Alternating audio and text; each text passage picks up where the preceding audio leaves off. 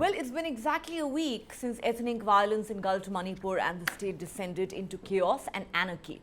The police have now recovered almost 250 arms and more than 4,600 ammunition that had been snatched by marauding mobs from multiple police stations and state security force units on the first 2 days of the violence. In an incident that had set alarm bells ringing throughout the security establishment, the rampaging mobs had stormed police stations in both the hills and the valley areas of Manipur and made off with a huge number of weapons. Subsequently, the police issued an appeal asking the public to return those weapons immediately. More than 200 FIRs had been lodged in connection with these missing weapons. Since the 3rd of May, Manipur has been on edge. The ethnic violence has left the state and its people scarred, even as a tenuous peace holds amid heavy security deployment. The facts paint a grim picture. According to Chief Minister N. Biren Singh, at least 60 people were killed in the violence, 1,700 houses burned down, and some 35,000 people displaced. It is a heavy price to pay for a people who've lived with deep ethnic fault lines for decades. Many observers argue that Manipur was already a tinderbox, even before the anarchy that erupted last week. Years of simmering discontent and distrust between communities were left unaddressed. Eventually, it took only a Manipur High Court directive to the state government for the volcano to erupt. It's been described as tribal versus non-tribal strife. The battle is over whether scheduled tribe status should be granted to the Meiteis. It's over control of land and resources. And it's about the absence of a dialogue and a complete breakdown of communication and trust, leading to a breakdown of law and order. As we said, thousands have been displaced, becoming refugees in their own country. Many are sheltering at army camps. Many others have fled to neighboring states. Scores of students from all parts of the country who were studying in Manipur have been forced to leave the state to escape the violence and the atmosphere of fear. Even as the state and central governments maintain that the situation is now under control and normalcy is returning, fact is tension on the ground is still quite palpable and uncertainty haunts the people of Manipur. Just what is the way ahead for the besieged state and its people who unfortunately are at war with themselves? You know, a lot of things happened in Manipur last week, but if there was this one incident that told us that the state had truly descended into chaos, it was how these weapons were looted. Would you agree? No, it's not only about weapons. I think some accountability needs to be fixed. Sometimes absolute majority create some sort of an absolute behavior. Politicians think that they are being resolute. Sometimes politicians think that they are being strong, projected as strong leaders. But the sort of absolute majority which Bharatiya Janata Party got, I think that's the sad part of it, that they wanted to have those anti-narcotic operations so that the whole border which had turned problematic for them, they thought the funding would be taken care of. But when you went for these operations, you actually disrupted the very fragile fabric mode of interaction between various tribes. I was reading some of the papers. A lot of Kuki-Zomi tribes which are spilled across Myanmar in Kukichin area. They are also settled in jungle. So when you went inside, you disrupted that fragile equation, I would say fragile ecosystem.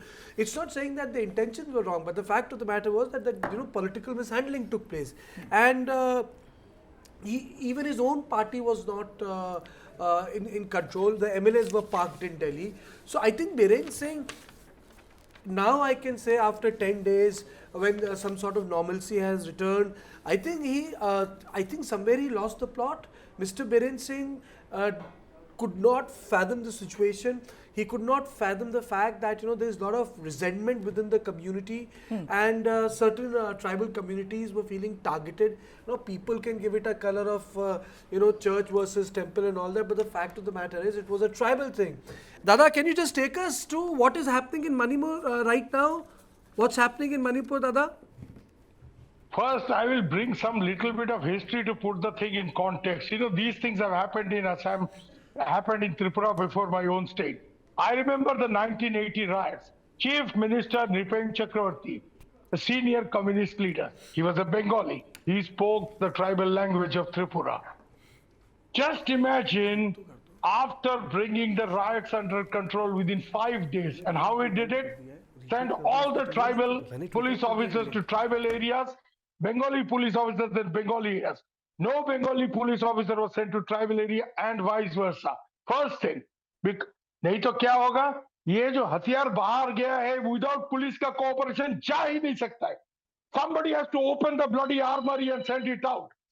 Secondly, very important, is the attitude. Within 7 days of the riot brought under control, Nripen Chakravarti, Bengali Chief Minister, said tribals को 6th schedule का autonomous district council देने का ऐलान हम कर रहे हैं.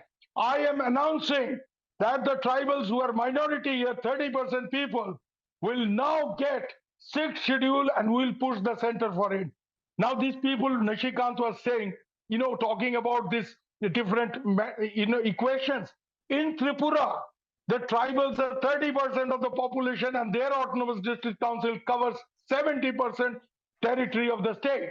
This was willingly done not only by Nripen Chakravarti, who took the initiative, but by the assembly in which the Communist Party was in a majority. Mind you, the majority were Bengali legislators who took the decision.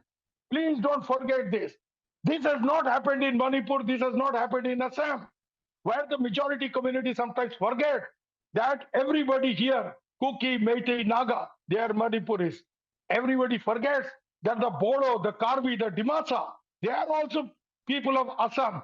They may not be Okhomia, but they are Okhompahi, residents of Assam.